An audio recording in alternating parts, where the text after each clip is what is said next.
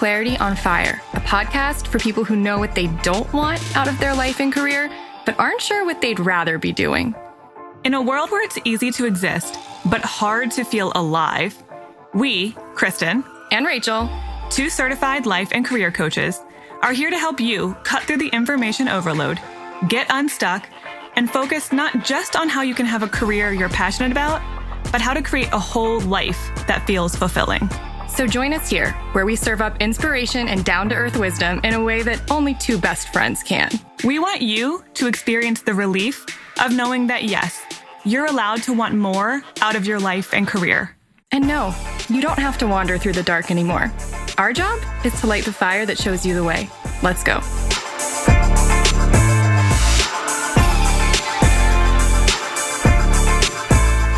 We are doing a side chat, but you're not going to see our faces today. I'm sorry. I'm just kind of done with the YouTube thing. Not like Okay, let me back up. I don't love setting up to do a video. And let this be just a lesson for people that you can try something and you can just see how it goes for a while.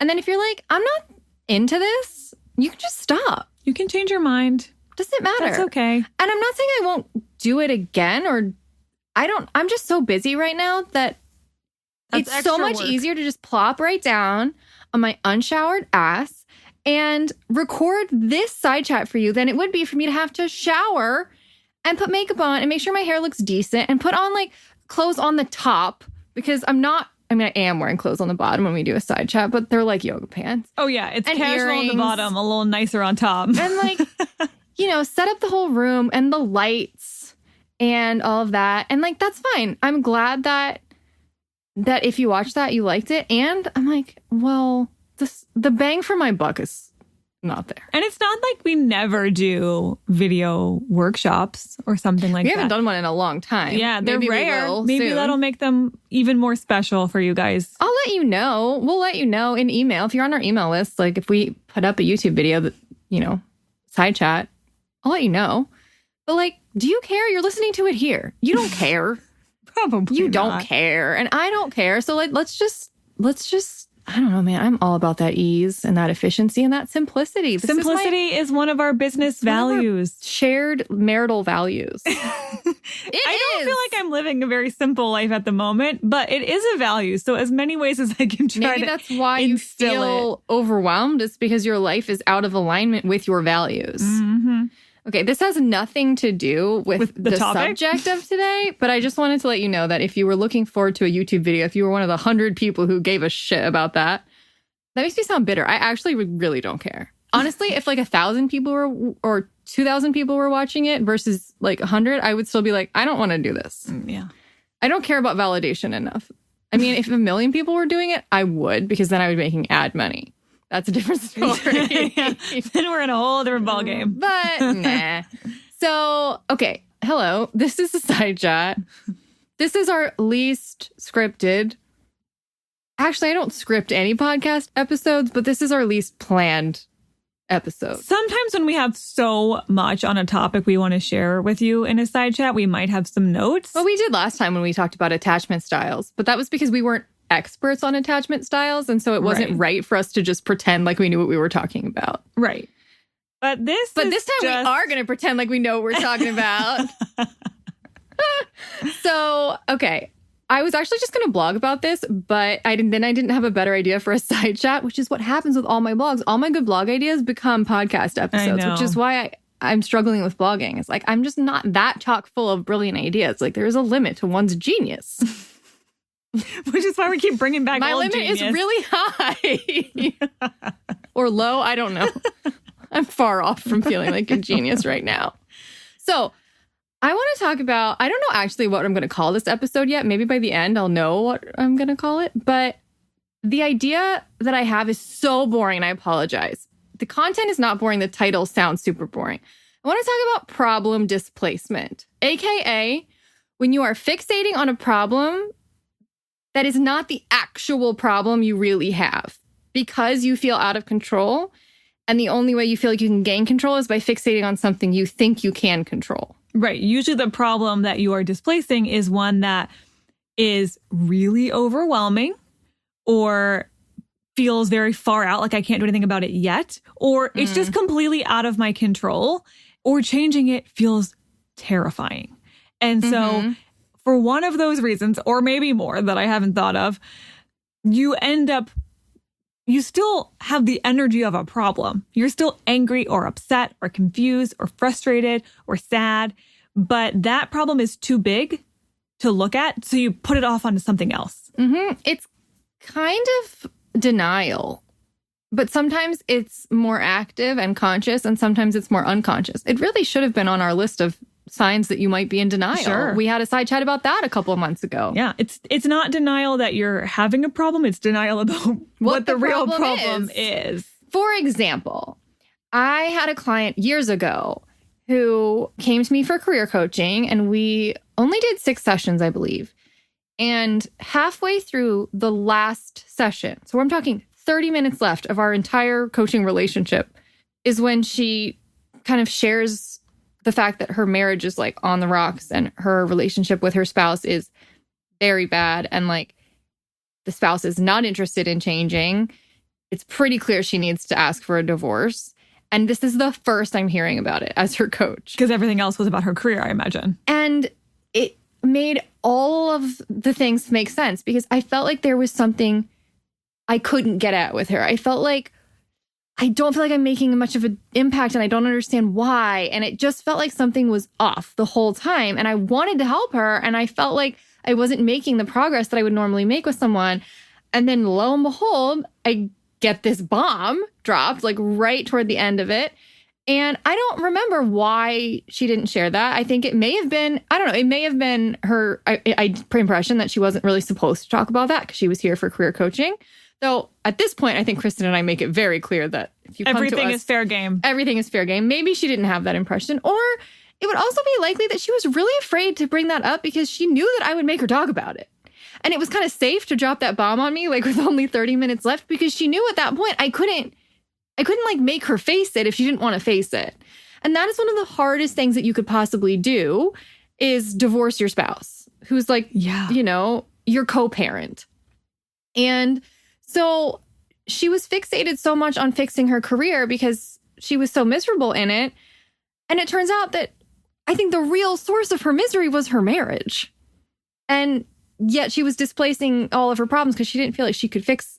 I think the marriage was so overwhelming to her that it felt like, well, I can get a new job. Like, that's something I can do. And maybe that will make me happy. Right. Because the other stuff that would be a lot more world shifting than a new job. Yeah. A new job is something people can do. People can handle that. I can like create a resume. I can, you know, network. I can, right? Like, it feels like I can make this tangible. Yes. I want to bring up another thing I do. Let me throw myself under the bus for a second. Sure. You have seen me do this a million times. It's one of my mental health red flags, is when I start nitpicking my body image or my body, whatever at all. If I'm feeling like, okay, and all women probably feel like this, right? Like all people probably feel like this, where like some days you're like, oh, you're not too bad. Like, oh, look at you. And then some days you're like, I am literally Shrek. Yes. Right? Yep. Yeah. So if I am fixating on how ugly and old and fat I look that day, or I'm in a spiral where I'm fixating on it for days and days, and then it becomes like, oh my God, like I need to like buy this like $400 serum for my face because that'll fix how old I am. Or, you know, like I need to like go invest in like, you know, like a yoga package again because like that'll help. That'll fix the fact that I'm fat. Like it's always, always, always not about my body. It's never about my body. It is always a symptom of some other imbalance that I'm having on a deeper level, usually a mental imbalance or an emotional imbalance. I'm overwhelmed. I'm stressed. I'm stretched to my limits. I'm physically maybe just feeling off in some other way. Hormonally, you know, could be an issue. And for whatever reason, I am not like mentally as sound as I should be. I'm slipping into like anxious, depressed state. And then all of a sudden, just like complete raining shit on myself and my body. Like that is not the problem. My body, my face, generally not the problem. It's my effed up mental state in that at that point in time. That is the true problem, or the lack of balance in my life that's leading me to anxiety and overwhelm and chaos and stress and depression. Because again, the body is a physical thing that seems like I can there fix are that. more tangible things that I can do than with general anxiety. I think nitpicking in general, whether it's of yourself or other people, is probably a pretty good indicator that there's a bigger problem underneath of that. Because people who are generally content are not nitpicking. You're only nitpicking. No. Nitpicking is picking small things that don't really matter that much. That's why it's called nitpicking. I mean, though, nits are like lice, and I would contend that lice is gross and does matter, that you not have it. But they're small. They're like, you're like picking at little things. Like a little monkey grooming. Yeah, exactly. Exactly. And if you're picking at these little, smaller problems, and if you're fixating on that, that's a problem. That's probably a pretty good indicator that you're actually upset about something else. Yes. And so that's a really good time to be questioning yourself. So you're gonna find yourself nitpicking yourself. You're also gonna find yourself nitpicking other people. I know a lot of people in relationships with, family member or a friend or a spouse. Anyone. And something bigger is going on in that relationship. There's a bigger problem if all of a sudden their smallest little annoyances just make you crazy. Things that they've probably been doing the whole time, but now they're super annoying. That's not because all of a sudden that particular stupid thing, the way they loaded the dishwasher or the way that they brush their hair back every few minutes, those little things have not all of a sudden turned into the biggest annoyances. It's something else about that person or about that relationship is really grating on you. And now those little things, you can't overlook them. This reminds me of one of my former clients used to come home after work and like everything her husband did would just piss her off. And she could not figure out why she was so mad, because she knew she wasn't actually mad at him, but she could not figure out why she was getting so triggered by stupid little stuff that he was doing. And we eventually like coached through it and realized that she was suppressing so much rage at work that then she came home and was like, it was all just coming out and he was there. And he was kind of like the target. In a way, he was safe to be mad at, in a way that it wasn't safe for her to be mad at her boss. Like she can't get enraged and show her boss that she's mad at her boss. Yeah, that's not an appropriate thing to bring in that situation. Exactly. So you end up displacing the problem onto someone else who you feel like might be a safe person. And that's a pretty common trope, don't you think? That like you have someone you have someone who you kind of trust to be your worst in front of, which is good. But then sometimes you can take it a little too far and that person can get a little bit too much of the crap rained on them because you have problems that you're not dealing with in another aspect of your life. And it's just really safe to be your worst self in front of that other person. Absolutely. And I'm thinking of a similar situation with one of my clients where she was in between jobs. So she had quit one job and hadn't figured out quite what the next thing was yet. So was spending a lot of time at home by herself. And her husband would come home from work and she would just start nitpicking the smallest little things. Like, well, why didn't you pick this up from the store on your way home? Or why didn't you do this? Or why? And she's like, what am I talking about? Like, he's doing so much. Why am I nitpicking these small little things? And as we coached around it, it became clear that she was not feeling useful or purposeful or balanced in the relationship. She was feeling a lot of insecurity about not working and not, quote unquote, contributing her part. And she was displacing. She didn't know how to deal with her own insecurities there. And so it was easier to nitpick him than to nitpick herself, which was what she was actually subconsciously doing. And he got the brunt of that. So a lot of times you might be angry with yourself or you might be disappointed with yourself. That's projection 101, right? Yeah, and put it all over other people. This is what road rage is. Absolutely. Because very often, I think a lot of what we're displacing is really old, unhealed wounds that we don't even know how to articulate. And so it comes out in ways that feel safe. And so road rage is one of those places where people are allowed to be angry and they might be angry about stuff that happened 40 years ago in their childhood, and they have no idea that they're still mad about it or that they didn't get a need met. Anger is just we've heard this a million times. Anger is a sign that you did not get a need met or that a boundary has been crossed. And traffic is this place where boundaries are getting crossed all of the time. So it brings out your anger really easily. But what's coming out, it's not anger necessarily about the minor boundary that was violated in traffic. It's usually brushing up against a whole host of repressed anger or repressed needs that didn't get met. And so again, displacing it onto something you actually are in control of, like your car and your ability to scream at other drivers.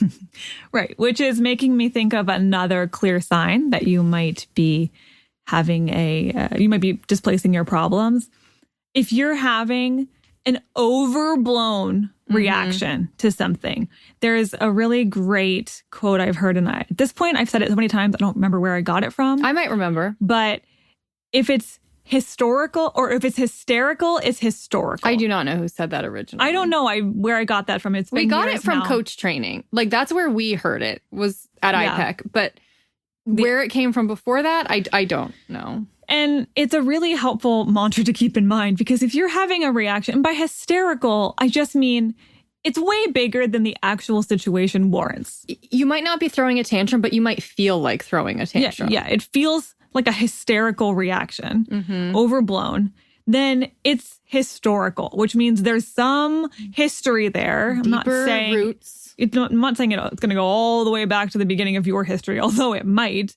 But it might just mean that there's been a pattern going on and this was the last straw.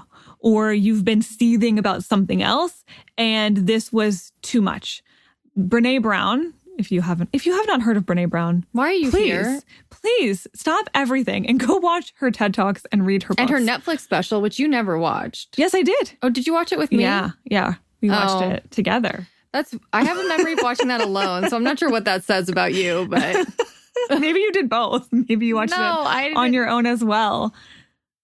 Or you thought I was invisible. I still feel like you weren't there, but that's fine. I was there. Okay. Agree to disagree.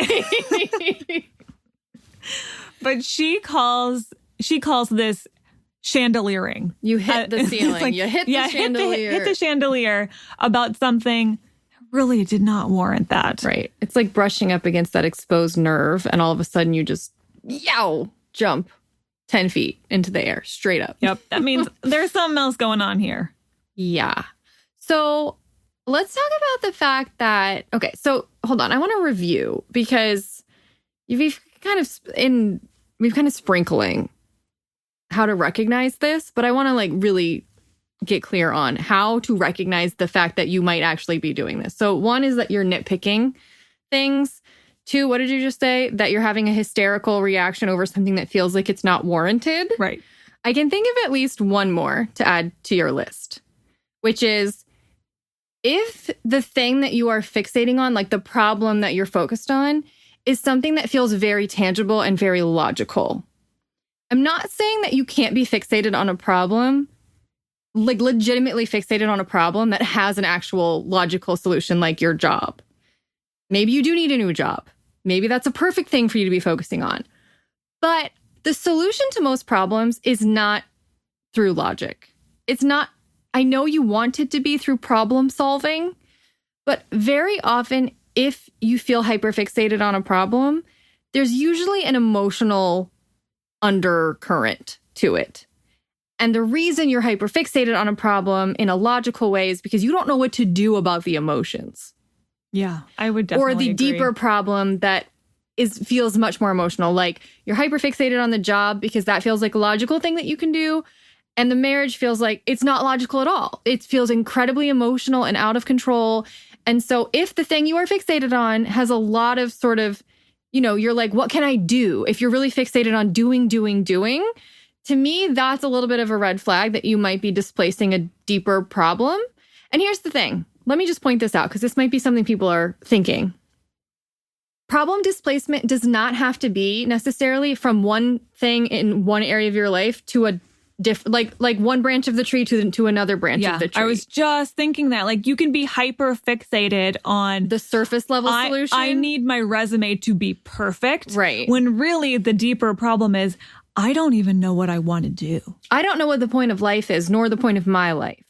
Or I don't even know what I want to do work-wise. I don't know what lights me up. I don't know what I'm passionate about. I don't know if anyone's ever going to hire me. These deeper fears about what if I'm not good enough for the kinds of jobs that I want. So instead, I just hyper-focus on making the perfect resume and I overanalyze every word. Right. Yes. So it can look like, well, this is all career stuff. So the problem is still the career, but the problem's not really the resume. It's the deeper fears or the deeper uncertainties that are underneath that whole. And I don't know. I'm curious what you think about this because I'm kind of processing it as I'm talking here. But I feel like another indicator that you might be problem displacing is if you have a lot of desperation, like I need to fix this. The desperation. Well, desperation is always a problem. Right. But I feel like the desperation, like the desperate feeling like I really, really need to solve this. I really need to fix this is probably an indicator that you're really afraid of something else, throwing all your eggs into one basket, thinking if I can just solve this, everything else will be fixed. Well, desperation is an emotion. And desperation is a strong emotion. Yep.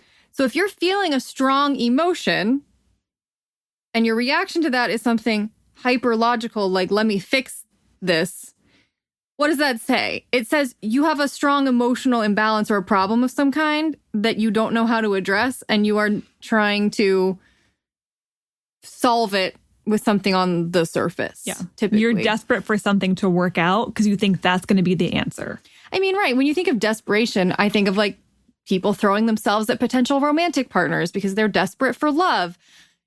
Is that a problem that can be solved easily on the surface? Right. If I just get a boyfriend or if I just get someone to propose to me, is that going to solve the root of the desperation? Or is the desperation the fact that your parents never consistently gave you love and you have an insecure, anxious attachment style and you need to spend months and years healing that deeper trauma before you can really enter into the relationship world in a healthy way? I'm guessing it's that.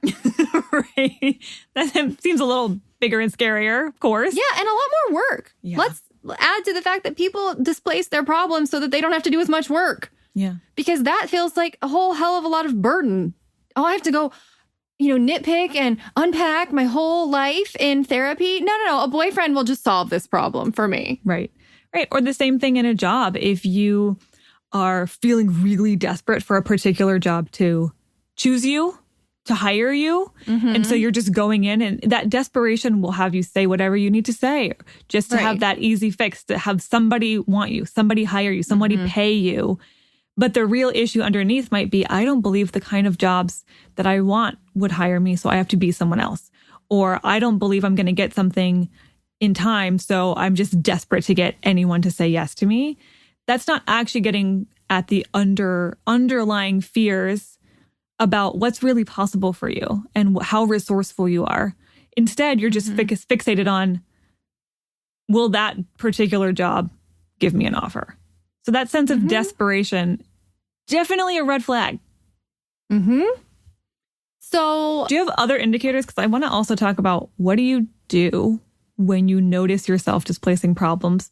I haven't yet. It has not yet occurred to me that there are more. There might be more indicators.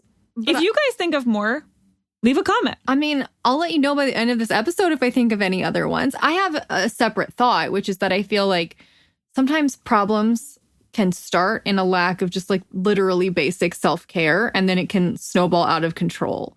So I actually think that and this might actually be a good, what to do.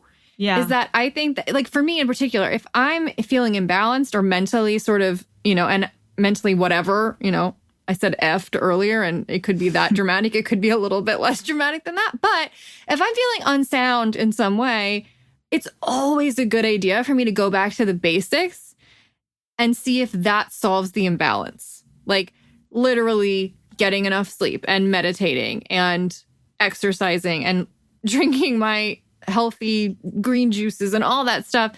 If I can get back to physical well-being and balance, like mental, physical well-being and balance, like focusing on the basics of self-care, that often will right the imbalance, which means that I no longer am fixating on my body image and the problem. And I think that happens for a lot of people, is that our foundation gets shaky. And so then everything else starts to snowball. And so we fixate on a problem that feels solvable because it feels almost too hard to go back and kind of like correct the foundation. But it's actually a lot easier, I think, than we give it credit for. It's actually easier to go back and do that basic self-care than it is to find a job sometimes. Right? Like, do that first and see how that makes you feel. And then we can focus on what remains of the problem. Yeah, absolutely.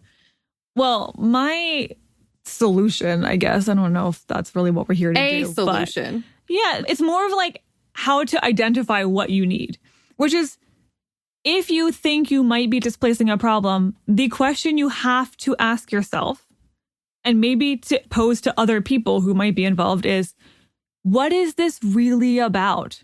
Mm-hmm. I've used this in conversations with people when you can feel that there's nitpicking, or you can feel that there is something going on, and you're like, what is this really about? And then it's like, oh, now we can talk about it. Mm-hmm. You can ask yourself the same question. Yeah. If you're fixated on your resume, or if you're like, I need to have the exact right wording in this email, just pause and say, what is this really about? It's not about the wording in this stupid email. No. And if you want a few shortcuts for what it could be about, let's just, again, could be like, you're physically, mentally imbalanced and you are feeling really strained or overwhelmed. And so you need to go back to basics and care for yourself. That could very well be what's tipping you like into kind of desperation, problem fixation mode. It could be historical. Very often it's like some deep familial parent-child relationship that you are projecting all over your spouse or all over your boss or whatever. Or it could be some current struggle in another area of your life that you know that you're having and feels overwhelming to you. So it could be something going on with your marriage that you're then projecting onto your career, or vice versa. Or another, there could be a third wrench in that. But those are at least 3 big kind of like clues, different little rabbit holes you could go down, I guess. Yeah. And another good question then to figure out which rabbit hole is, what is the deeper emotion underneath this? Especially if you find yourself really fixating on that surface level logical stuff. So if, again, you're really fixated on the resume, what is the emotion that's underneath my fixation here? Is it fear? Is it overwhelm? Is it confusion? Is it a lack of clarity? Is it a lack of self-trust? Like what is going on underneath of that? And then you can sort out, okay, well, what does that need? But until you even recognize what the real problem is, you can't figure out the real solution. Mm-hmm. So, I mean, I think that's it. I could say more, but I feel like that sums it up pretty well. I mean, we've just rambled the whole time. I don't actually feel like we summed it up that well, but I always feel like we throw a bunch of darts in the dark and some of them probably land somewhere. And and then I walk away. And that's what this episode is. Well, you know what? I think we have enough proof that people come to us and say, this is what I needed to hear right now. So I'm just trusting that some people are displacing some problems that need a little bit of a wake-up call and to question what's really going on here. Yeah. And then they'll know the answers. Once you identify the real problem, you kind of know what the answers are, even if it terrifies you. Mm-hmm. Mm-hmm. But if you don't know what the real problem is, you're going to keep fixating on something else. And then that's not actually going to solve anything. Mm-hmm. Mm-hmm. So, okay, for those of you who are like, I do know that I have a problem, a deeper problem, but I do not know how to address it. Like, I get it. Yes. I am doing that. I'm guilty, but I need help. And we haven't talked about this in like a month. So I just wanted to let you guys know that as far as one-on-one coaching, if that's something that you're interested in doing, we have a wait list. Yep. We do coaching enrollment. For those of you who are new to the podcast, we do coaching enrollment periods where we take on a pretty small handful. It's going to be probably even smaller the next time we do it, which will be in mid to late March. We do it 3-ish times a year, take on new clients, but we do have a wait list so that if you join that, if we have availability, no matter what, if you join the waitlist, we will reach out and we'll get clear on when you might be interested in getting started. And if we have availability, we'll let you know what the timeline could be. We do have spots open up, like between those official enrollment periods. We just can't guarantee when or, if or how and all of that. But if you want to get started at some point, either right now or before March, then you're happy, you're welcome to add your name to the waitlist, and we will let you know where we're at with coaching. So I don't want you to feel like you can't reach out to us or you can't this can be hard to do on your own. I totally get that. Like, this is almost impossible to do on the deepest level on your own. Like, this is why people go to therapy. This is why people have coaches. You can't see this stuff for yourself. You can sometimes, but you can't see it to the deepest level. Because you're so in it. They literally spend all day, every day, introducing people to crap that's right in front of their face that they cannot see. Yep. Like, that is the whole job. And they're like, how did I go through 32 years of my life and all this therapy and still never see this? By the way, we still have people doing this for us. Yeah, I'm not that special. I don't think anyone is what I'm saying. No. Like, if we are trained coaches who do this for people all the time and still can't always see every layer of our own stuff, then it's not possible. It's just a human thing. It really does help to get some perspective. So, as usual, let us know what you think about this. I would like to know what problems you've been displacing or denying or morphing, transfiguring. Or if you have some indicators. I should have called this episode Problem Transfiguration. You still can. I might. Does it make sense? Does it count? I feel like it is kind of a form of transfiguration. It is. It's transfiguring something into something else. Well, right. It's like trying to transfigure like a scary, like snarling dog into like a little stuffed animal or a puppy or something. And you're like, haha, see, it's not that. I can do something with this stuffed animal. I can take that and I can throw that out the window. See, problem gone, Maybe I'll call it Problem Transfiguration. Just for all of you Harry Potter nerds out there. We know there's a lot of you. I feel like if you listen to this podcast and you don't like Harry Potter, I just don't understand the Venn diagram of that person. The Venn diagrams are almost just a perfect circle. Yeah, like, right. I don't understand like that sliver of like 1% of people who don't share those. I mean, we had an entire episode about passion profiles and Harry Potter characters. Yeah, I can link to that if you want. Sorting Harry Potter characters by passion profile. So, okay, I think that's, damn it, I should have come up with that at the beginning. But sometimes you have to do the episode and the title comes to you in the episode. Yeah, but I could have like really woven more magical references into this episode had I known. You still can in the email description that we send out. Okay. All right, well. Yeah, we'll be back on Tuesday with a blog from me. I guess. Sure. Look forward to that. Okay. Okay, bye. Bye.